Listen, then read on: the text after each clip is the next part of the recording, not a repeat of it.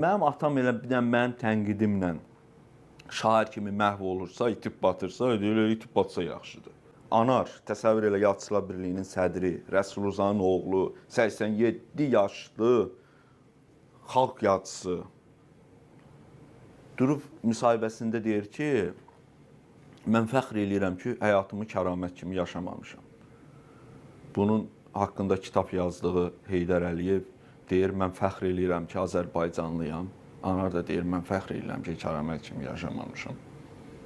Mən gör Anar nə qədər maraqsız bir adama çevrilib, nə qədər məzmunsuz bir adama çevrilib ki, xalq yazısı bir saatlıq müsahibə verir, onun müsahibəsinin başlığına nəvəsi yaşda kəramətin adını çıxardılar ki, cəmaət baxsın. Bu adam öz faciəsini dərk eləmir ki, bu artıq bu insanlar üçün, cəmiyyət üçün kimdir?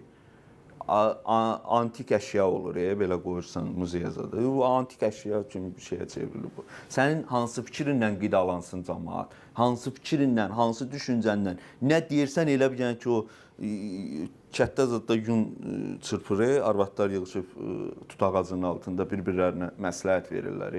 Elə bir məsləhətlər verir cəmaətə. Sən yatsın.